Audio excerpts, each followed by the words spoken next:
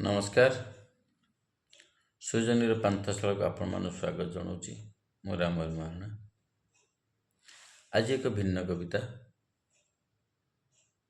କବିତାର ନାଁ ବାର୍ଦ୍ଧକ୍ୟ। ଉଦୁଉଦିଆ ଖରାବେଳେ ପାଦ ତାପି ଖେଳୁଥିଲା ନଡ଼ିଆ ସଢ଼େଇ, ବାଟି ଆଉ କାଠି ଗୁଞ୍ଜା ଖେଳ। ଉଦୁଉଦିଆ ଖରାବେଳେ ପାଦ ଥାପି ଖେଳୁଥିଲା ନଡ଼ିଆ ସଢ଼େଇ, ବାଟି ଆଉ କାଠି ଗୁଞ୍ଜା ଖେଳ। ଏଇ ଟିକେ ଦୂରରେ ଥିବା ଗଛ ମୂଳରେ, ଦାଣ୍ଡ ଦୁଆରେ।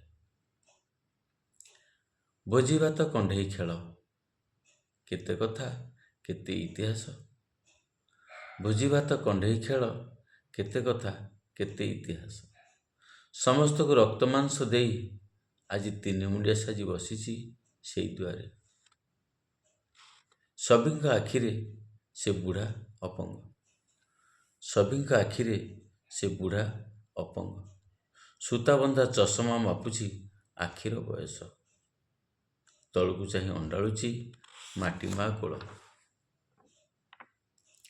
ନା ଭୋଜି ଭାତ, ନା କଥାବାର୍ତ୍ତା, ନା ରକ୍ତ ଝରୁଛି, ନା ମାଉଁସ କଅଁଳୁଛି।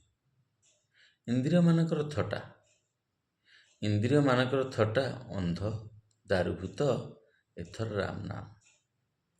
ଇନ୍ଦ୍ରିୟମାନଙ୍କର ଥଟ୍ଟା, ଅନ୍ଧ ଦାରୁଭୂତ ଏଥର ରାମ ନାମ। ଏଇ ଦେଖିଲ, ତାକୁ ଦେଖୁ ଦେଖୁ ମୁଁ ଭାବୁଛି ତଳ ଖସିଲା ଉପର ହସିଲା। ଏବେ ମୋ ବାର୍ଦ୍ଧକ୍ୟ ଆସିଲା। ମୋ ନାତି କହୁଛି ଶଳା ବୁଢ଼ା, ଭାଗ୍ୟକୁ କହିବି।